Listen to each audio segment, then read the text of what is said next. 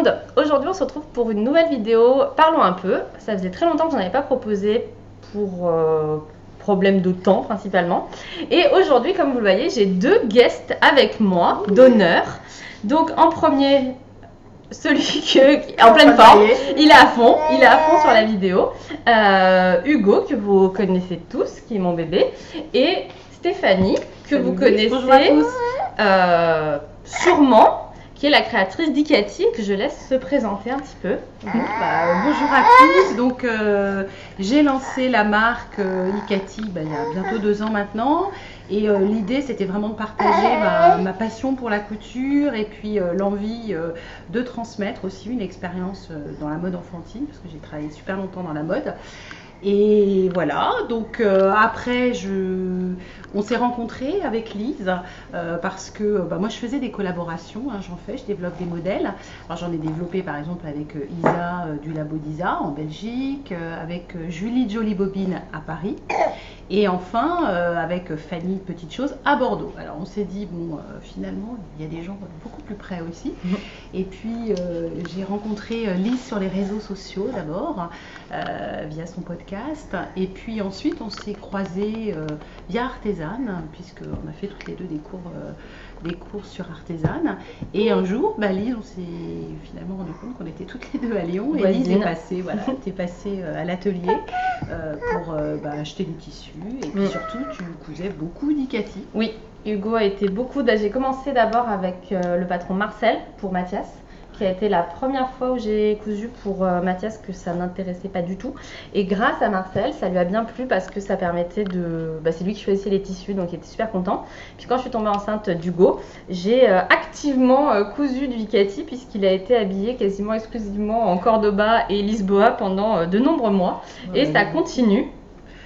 Et donc aujourd'hui, comme vous le voyez, Hugo, la star, a une bien jolie tenue, n'est-ce pas? On a développé ensemble. Voilà, donc c'est notre nouvelle collaboration, Ikati et Lise Taylor. On a voulu faire un petit ensemble cette fois-ci, pas simplement un modèle. Et Lise, on est parti en fait du tricot. Oui, parce que mes deux amours sont couture et tricot, et donc l'idée qu'on a eue à l'origine, c'était de prendre un basique du tricot et de penser aux couturières qui ne tricotent pas et de leur permettre de le faire en couture. Et je pense qu'on va vous présenter le modèle plus en détail, mais on va laisser notre mannequin star aller se reposer un petit peu, parce que je pense pas qu'il va tenir toute la vidéo avec nous. Et puis ça va aussi nous permettre de le changer. Avec moi, avec papa. Pour vous proposer vous montrer une autre version en fin de vidéo. Donc voilà, une petite pause pour libérer le mannequin. Tu fais coucou? Tu dis à tout à l'heure? Non, il va aller voir papa. Il dit pas. Donc du coup, la star est allée se reposer un petit peu après toutes ces émotions, et donc on va continuer toutes les deux, et Stéphanie va vous expliquer un peu les inspirations et puis la réflexion de conception du patron. Oui, alors moi je tricote très peu, j'ai commencé avec ton bouquin d'ailleurs, merci. Je tricote pas beaucoup, mais on s'était dit, en fait si on veut travailler une collab ensemble, il faut, ton idée première, elle était de partir d'un modèle de tricot, un grand basique, donc là qu'on peut voir. Donc on a fait des recherches, donc moi c'est comme ça que je travaille à chaque fois. Je pars d'une première idée, j'ai quelque chose dans la tête, je me dis tiens, j'ai envie de ça, de cette forme là, d'un détail. Donc là Lise avait fait elle-même des recherches, et puis j'ai approfondi, je vais beaucoup sur Pinterest, je vais en magasin, je regarde tout ce que je trouve, des vieilles photos aussi. Je confirme que Pinterest a été un outil clé, c'est canon. Voilà, mais c'est vrai qu'on a réfléchi aussi à proposer quand même quelque chose qui n'existe pas. Parce que des patrons d'enfants, on n'avait pas envie de faire quelque chose de trop basique non plus. Et c'est vrai que du coup, la découpe pont, je crois que ça s'appelle. On s'est rendu compte que c'était un modèle qui existait beaucoup en tricot et pas du tout en couture, alors que c'est quand même très joli. Et c'est super joli. Très souvent, c'est travaillé avec des points mousse. On a vraiment quelque chose, le petit matelot, le côté petit matelot, une petite matelote, je ne sais pas si ça se dit. Donc, c'est vrai que moi, je cherche toujours sur Pinterest, je prends plein de photos et après, je fais des croquis. Donc, on a fait des croquis, là, on a fait plein de formes différentes, des petits détails qu'on aimait bien. On aimait bien les petites pattes aussi. Donc, je pars toujours, pour Ikati, on travaille très souvent des modèles plutôt simples, basiques, voire intemporels, et puis je les retravaille pour en faire quelque chose de moderne. Donc l'idée c'est d'avoir en fait plutôt des détails, des finitions qui vont changer, qui vont faire un peu la différence. Hein. Puis avoir pas mal de... Enfin moi ce que j'apprécie beaucoup dans des patrons c'est d'avoir beaucoup d'options. Oui, c'est vrai. D'avoir, voilà, de pouvoir choisir. Donc là vous allez voir sur le patron, il y a soit les boutons, soit le zip, les pattes, etc. Ouais. Et ça permet de, après d'avoir avec un seul patron, déjà il y a quand même une grande gamme de taille. Puisque c'est 6 mois, 4 ans là, pour celui-là. Voilà, donc, et ça vous permet voilà, à partir d'un patron de faire beaucoup de versions différentes en fonction des envies du moment. Et puis là, on avait aussi une autre idée, c'est que Alice, elle m'avait dit, moi j'ai vraiment envie d'un renard, tout ça, enfin des petits animal renards, ouais. Son animal fétiche. Donc on s'est dit, on va le faire basique, ce modèle, et puis on va aussi y appliquer, je vais vous le montrer après, des tas de petites choses, des petites options pour le personnaliser et le rendre renard. Parce que pour les enfants, ce côté super régressif, pour nous c'est régressif, pour eux c'est complètement dans leur âge, c'est toujours hyper mignon, cute. Ouais, c'est ça, c'est super. Adorable. Et puis on a voulu faire un ensemble. Pas simplement un pull donc, qui est transformé en sweat en couture, enfin en sweatshirt, mais aussi proposer le bonnet. C'est quelque chose que j'ai jamais fait encore chez Icati. J'en avais fait auparavant, mais là chez Icati jamais. Donc on s'est dit on va faire le bonnet basique qu'on trouve d'habitude en tricot avec ses petites oreilles, un peu esprit chapka, que nous on va faire en coupé cousu, ce qu'on appelle vraiment du coupé cousu, et on va le personnaliser aussi soit renard, soit avec le pompon, des petits pompons en haut, des petits pompons en bas. Alors vous montrez tout ça oui, et moi c'est mon coup de cœur cette chapka. J'ai envie d'en faire 50 pour Hugo parce que c'est hyper pratique et puis en plus ça se coud quand même super vite quoi. Donc hyper rapide. Et puis c'est ludique à coudre. Moi j'ai trouvé ça sympa. Là vous verrez il y a des petits pans à attacher les uns aux autres. À coudre, on a bien rigolé à faire ça. Donc c'est parti. Alors voilà, on vous montre. Alors il y avait des petits dessins, qu'on vous remontre. Donc on est parti de ça et puis on a proposé. Vas-y, je te laisse les versions. Alors on va commencer par la version. La version zip. Oui, voilà la version. C'est pas la plus basique en fait, mais on va quand même vous montrer la version zip. Donc voilà, donc on a notre premier sweat. Je me rapproche. Voilà. Donc le sweat, avec des manches tout simplement, des manches montées, donc qui sont devant dos identiques. Donc on est vraiment sur de la manche classique, la plus classique. Vous avez donc une découpe. Autant en tricot, on peut monter directement. Je sais pas comment ça s'appelle. On remaille ou pas, je ne sais pas. Non. Mais d'habitude, vraiment le panneau est tricoté en un pan comme ça. Donc là, c'est différent. On fait un coupé cousu pour vraiment pouvoir insérer facilement votre empiècement. Et donc là, vous avez cette option du petit panneau qui s'ouvre. Donc là, il s'ouvre, évidemment, j'ai coincé mon zip, super. Donc là, c'est un zip. Donc du coup, le panneau, il va être cousu de l'autre côté et on va monter un zip. Alors ça, c'est pas la version évidemment la plus évidente à faire. Mais en même temps, ça vous apprend à monter un petit zip d'une façon ludique. Là, je l'ai posé à plat. Je vous montre un peu plus. Mais on peut également le retourner pour que quand vous fermiez, le zip disparaît en fait sur la tranche. Donc là, c'est un zip métal. Moi, les zips métal, j'aime bien les utiliser à plat parce que je trouve que c'est un aspect décoratif en plus. Et c'est vrai quand il est joli, ça fait moderne. Bien moderne. Et donc, c'est un produit qui systématiquement va être doublé sur l'intérieur. Donc on a en plus, on montrera après, fait un montage un peu particulier, donc c'est vraiment joli, vous avez des très belles finitions. Et donc là on l'a doublé dans un petit jean. Qui rappelle du coup le zip, ce qui est quand même super mignon. Qu'est-ce qu'on a d'autre sur ce modèle? On a aussi une petite poche qui est là. Voilà, qui est là, donc c'est vraiment, elle est décorative, mais elle est aussi utile pour glisser le petit mouchoir, avec une surpiqûre. Là c'était vraiment un effet de look. Oui, mais c'est vrai que ça apporte vraiment de la modernité. Enfin, moi, j'aime beaucoup sur toutes les. Enfin, c'est quelque chose. Si vous êtes pressé, vous n'êtes pas obligé de le faire, évidemment.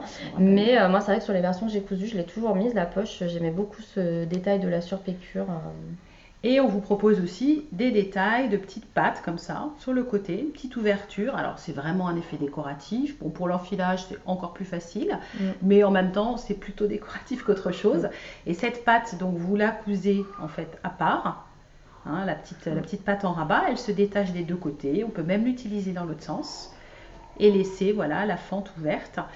Et cette patte, elle se met aussi lisse parce que nous on aime bien les options. Donc je vais refermer si j'y arrive bien. J'y arrive bien.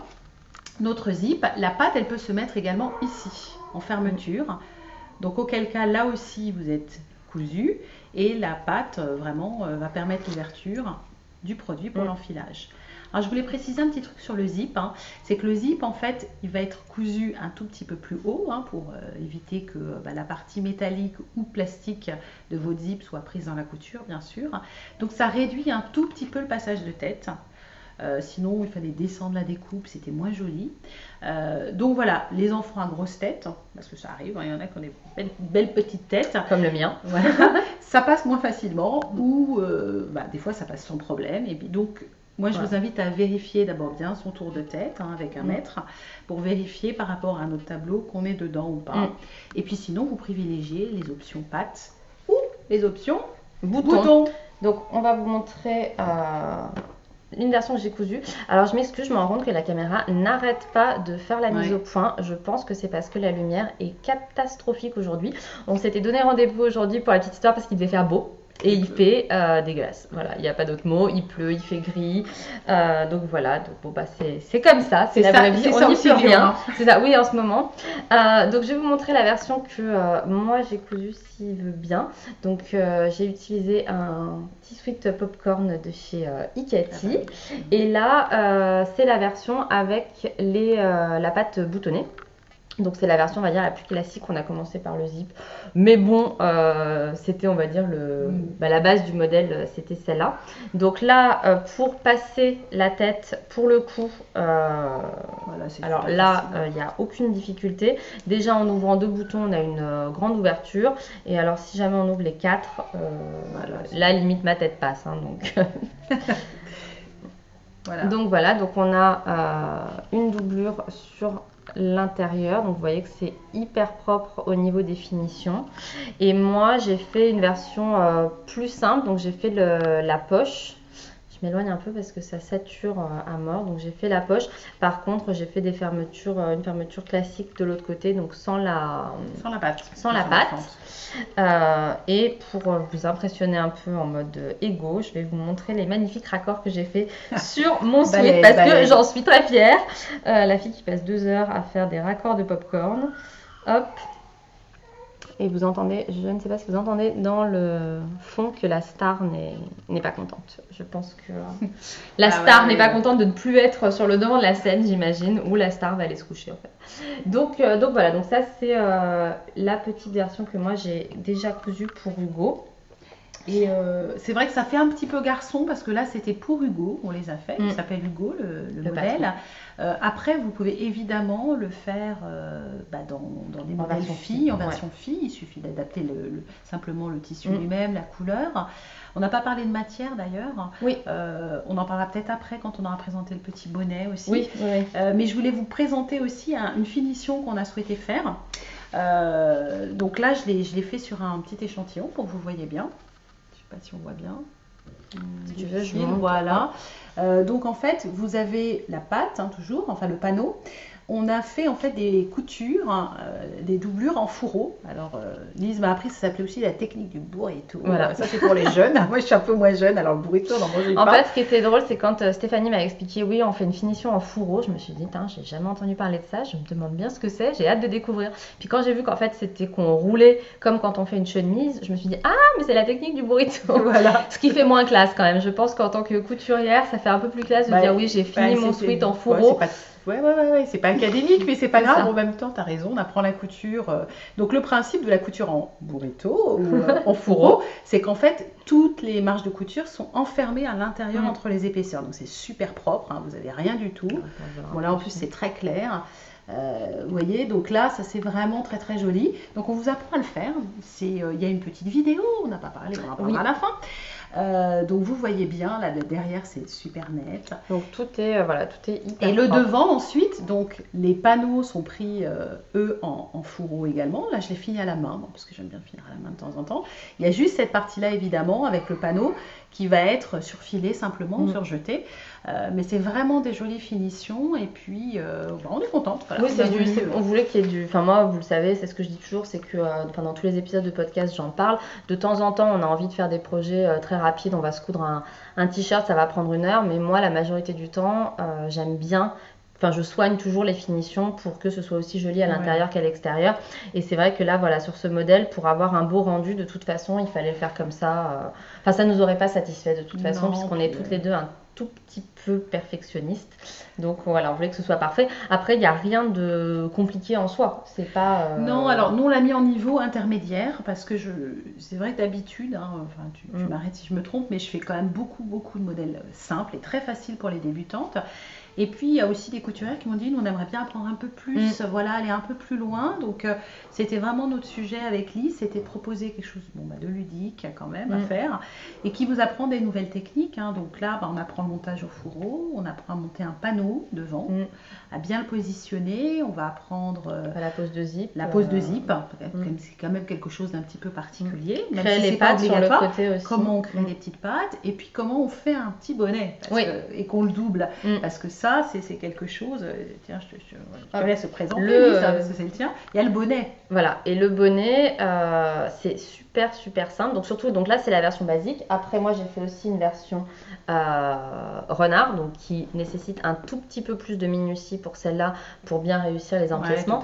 Mais sur celle-là, concrètement, il y a 4 pièces à découper, puisqu'on a du coup la partie popcorn, ensuite le bas, je ne sais pas quel nom ça. Le cache-oreille en fait. Hein. Après on a la doublure intérieure qui est une seule pièce, et puis les liens, mais bon c'est des rectangles, tout ce qu'il y a de plus simple. Oui, on peut même prendre des cordons. Oui voilà, moi c'est ce que j'ai fait pour cette version-là, j'ai juste pris des cordelettes que j'ai achetées en mercerie, toutes simples. Et voilà, et du coup c'est vrai que ce qui est pas mal à mon sens, c'est de faire une première version éventuellement simple pour vérifier que ça va bien à votre enfant, que ça lui tient bien, avant de se lancer dans la version un tout petit peu plus technique, parce que, et je pense que c'est un bon moment pour parler des tissus. Typiquement, moi j'ai fait la même taille, mais cette version là j'ai utilisé du sweat, du bord-côte et du minky à l'intérieur pour que ce soit super doux, alors que là pour cette version là là c'est encore du minky pour la partie renard, mais sinon c'est la suédine en fait qui est la suédine doublée avec ce côté mouton, mais comme il y a 2 épaisseurs, ça fait vite épais, et du coup en termes de rien que ça change quand même vraiment la taille. C'est-à-dire que les deux vont à Hugo, hein, mais cette version-là finalement lui va mieux parce qu'il y a plus de place que sur celle-là. Donc il faut faire attention, je pense, à bien choisir son tissu et à tenir compte de l'épaisseur. Prendre juste pour ça la taille au-dessus quand vous allez utiliser. Si vous avez un tissu épais, il vaut mieux prendre la taille au-dessus. Déjà, vous vérifiez toujours le tour de tête par rapport au tableau de correspondance. Bon, ça c'est le plus important. Hein. Et pour la version donc avec des matières un peu plus bloquées, même si cette matière-ci est stretch quand même, mais elle est plus épaisse, ou des matières bloquées, si vous voulez faire par exemple un velours côtelé, là je vous conseille éventuellement de prendre la taille au-dessus pour être tranquille et vraiment l'enfiler super facilement. Et là j'en ai réalisé aussi une autre, hein, donc là c'est une version en matelassé. Qui est simple aussi. J'ai doublé, alors là j'ai fait une petite option qui n'était pas prévue au départ, hein, parce que normalement l'intérieur est une seule pièce. Là je l'ai fait en 2 pièces parce que j'avais envie de retrouver mon côté jean, mais je voulais pas doubler entièrement en jean parce que je trouvais que c'était moins confortable pour le bébé. Donc là on a fait une doublure avec la même matière. Donc on a fait 2 fois la matière et on a rajouté un petit bonbon, et ça moi je trouve ça juste super choupette. Pour garçons comme pour filles. On peut même rajouter des mini pompons. Là, j'ai fait des petits nœuds. Je ne sais pas si on voit. Voilà, j'ai fait des petits nœuds au bout simplement. Hein. Ça se fait vraiment. On arrête avec 3 petits allers-retours en zigzag et puis on fait un nœud.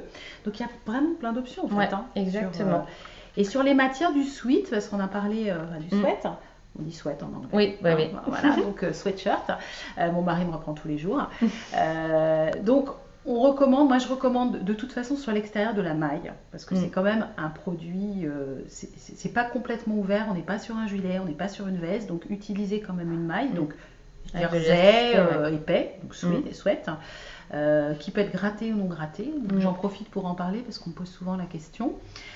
Donc le jersey en fait est la base, hein, ce qu'on utilise pour les t-shirts ou les leggings. Ensuite vous avez un poids un peu plus élevé qui va passer sur ce qu'on appelle le French terry. Donc en fait c'est un jersey bouclette En dessous, vous avez comme une bouclette en fait, donc c'est un peu plus épais, c'est plus matériel. Et quand ça va être gratté sur cette bouclette, ça va faire ce qu'on appelle la matière de sweat. Donc en fait, c'est plus moelleux. Ouais. Voilà. Donc vous pouvez utiliser ça, bien sûr. Vous pouvez utiliser aussi, comme ceci, des matelassés. Donc en fait, c'est 2 épaisseurs de jersey avec un petit ouate à l'intérieur. Et puis c'est cousu ensemble par un petit matelassage comme ça.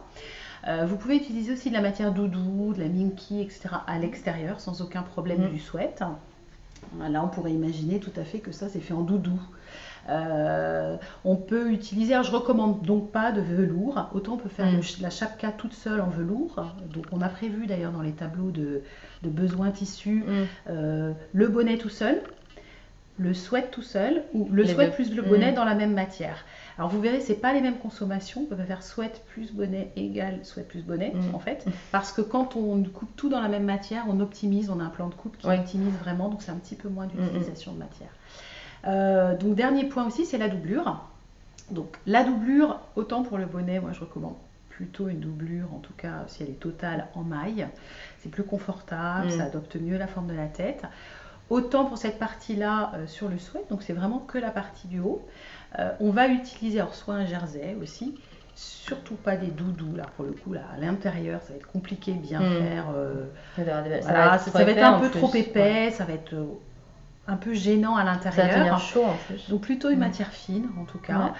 Donc soit là j'ai pris un petit jean très fin, c'est presque un chambray. On peut utiliser un jersey, on peut utiliser une popeline, une batiste de coton. Voilà. Donc là c'est pas obligé d'avoir du chêne. Enfin là on peut avoir du chêne étrave. On peut avoir du chêne étrave. Autant pour l'extérieur, il faut vraiment de l'élasticité, autant pour la doublure. Et puis c'est presque plus simple à coudre en plus quand même. Parce que doubler en jersey, comme ça bouge beaucoup.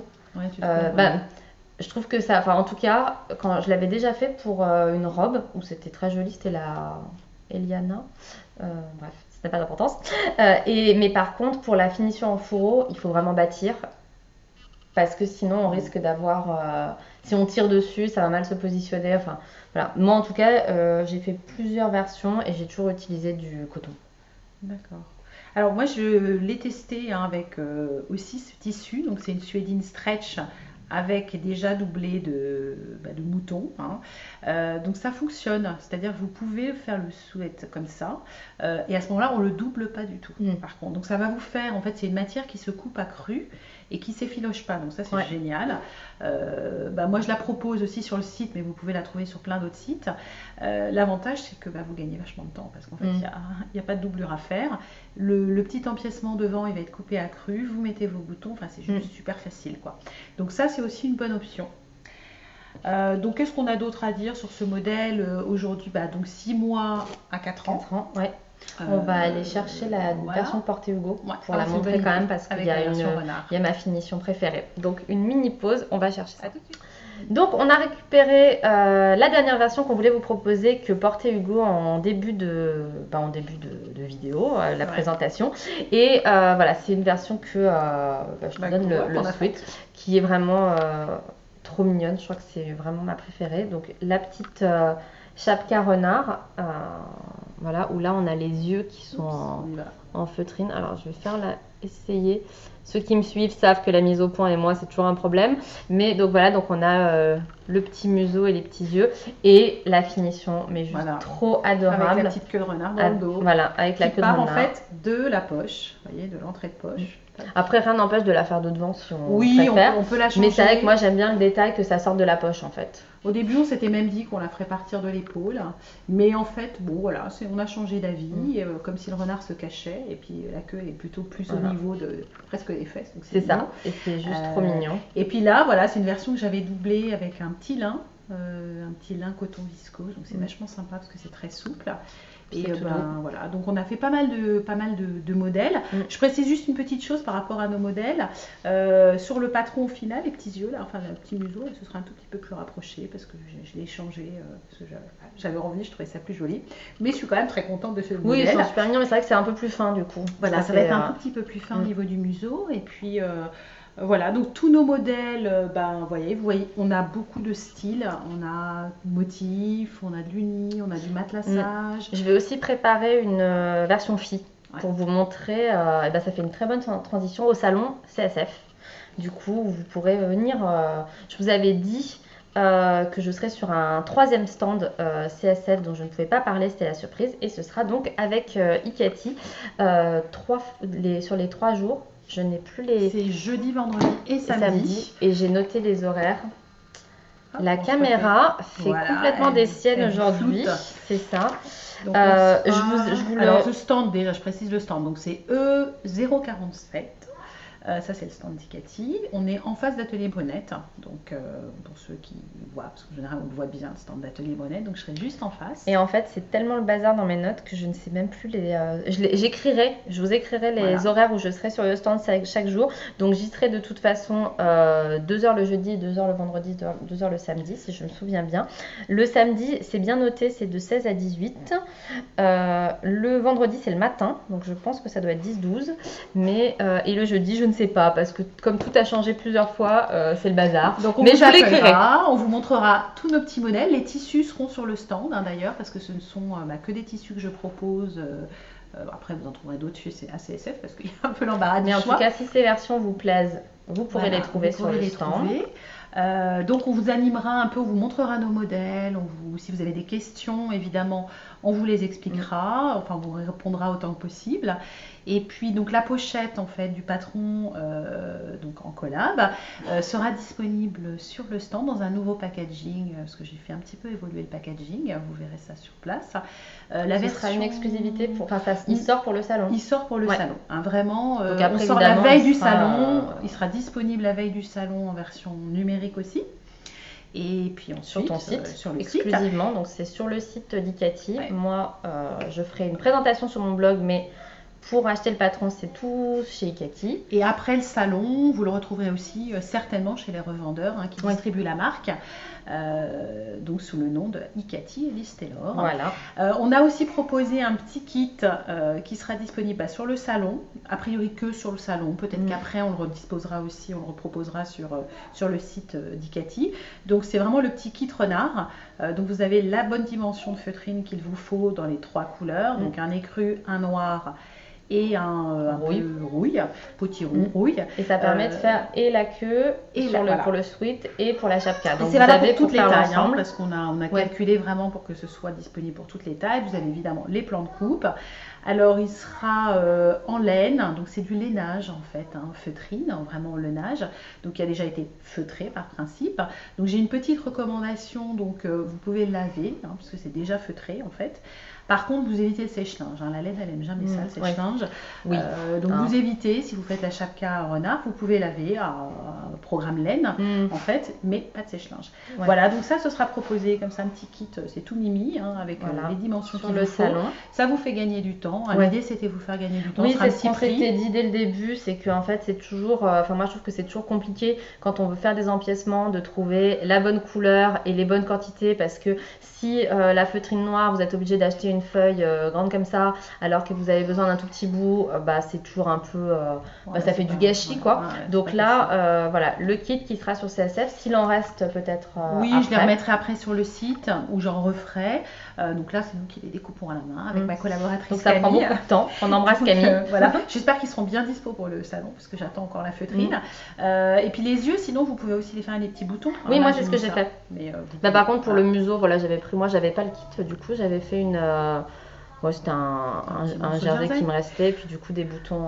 Alors la feutrine elle est pratique parce que vous n'avez pas besoin de la surfiler, donc en fait elle se découpe. Pour faire la queue, c'est quand même idéal. C'est super. Et on applique en fait d'abord la première couleur qui est l'orange, et ensuite on remet au-dessus le blanc. Et puis c'est vrai que c'est quand même, en fait si vous regardez avec la feutrine, vous avez vraiment des oreilles qui ont une super bonne découpe, alors que moi, comme je l'ai fait avec ma finition avec Kata, mais bon, on voit que moi les miennes déjà c'était trop grand, j'ai super galéré parce que le tissu du coup était élastique, donc c'est quand même, voilà, la feutrine c'est quand même idéal pour avoir des finitions bien plus nickel que les miennes. Ouais, ça tient bien. Moi les petits yeux je vous conseillerais, mais vous verrez, alors on a fait une vidéo, qu'on doit encore monter cette semaine avant le salon vite avec Camille. L'idée c'était de vous montrer vraiment toutes les étapes de réalisation, y compris la version renard.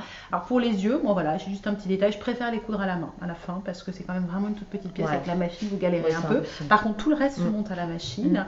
Il y a pas beaucoup d'utilisation de surjeteuse finalement, pour ceux qui en ont une. On peut, comme d'habitude, tout faire avec une machine normale. Il n'y a pas besoin d'une surjeteuse, mais si vous voulez utiliser une surjeteuse, il y a très peu de parties en fait à monter. La plupart c'est avec une machine, parce que donc on est en couture en fourreau, donc comme je vous l'ai expliqué. Et donc pour finir, je voulais juste vous dire que si j'ai le temps, je vais faire au maximum pour vous proposer un tutoriel sur mon blog et que je vous montrerai aussi sur le salon pour faire une petite écharpe renard assortie au patron, donc pour avoir la petite écharpe avec la petite queue en laine assortie pour finir la boucle avec du tricot pour compléter le patron. Voilà, donc là on est en pleine version d'hiver, donc on a le chapka, le bonnet, l'écharpe, le bonnet. Bon, pour l'été, nous ce qu'on s'est dit avec Lise aussi, c'est que c'est vraiment un modèle que vous pouvez utiliser l'été, alors au niveau du sweat, donc il suffit de le faire en jersey comme une marinière, manche longue, donc c'est vraiment une demi-saison, produit sympa, un peu surtaillé du coup parce qu'il sera un peu en format sweat, donc pour un t-shirt ce sera grand, ce sera loose, ce sera sympa. Alors le bonnet, le bonnet est plutôt réservé à l'hiver, mais donc filles, garçons, on espère que ça vous plaît et que ça vous a plu. En tout cas, nous, on a vraiment pris du plaisir à le faire. Exactement. Et voilà le retour de la star qui a changé de tenue et qui est très fatiguée. Donc c'est pour ça qu'on va vite vous dire au revoir. On voulait vous montrer cette version cousue qui lui va trop bien. Moi, je le trouve juste trop mignon. On espère que... Tiens, regarde. Hop. Les Playmobil de Mathias, ça marche toujours. Donc pour conclure, on espère que ce patron vous plaira autant qu'à nous, que vous prendrez beaucoup de plaisir à le coudre, que vous partagerez avec nous vos créations pour vos enfants, et puis que vous viendrez nous voir au salon, CSF, pour qu'on puisse parler couture, parler du joli patron Hugo. Moi je trouve qu'à 1 an, avoir déjà son patron à son nom, c'est quand même un petit peu la classe. C'est la classe. Merci, et voilà. Merci beaucoup. Merci à toi de ta confiance. Pensé, à cette collab et puis voilà, je trouve qu'il est super mignon. Il va pas trop bien. On est un peu contents. En fait, on est trop contente parce que c'est la première fois qu'il essaye cette version-là.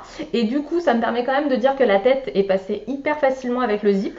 Alors que c'est quand même un bon pépère, Hugo. Je pense que ça se voit. Il a une bonne grosse tête. Et vous voyez, la chapka lui va trop bien. Il est tout content dans sa tenue. Et il est trop mignon. Il est trop mignon. On est d'accord. On vous embrasse tous et puis on vous dit à très bientôt. À bientôt.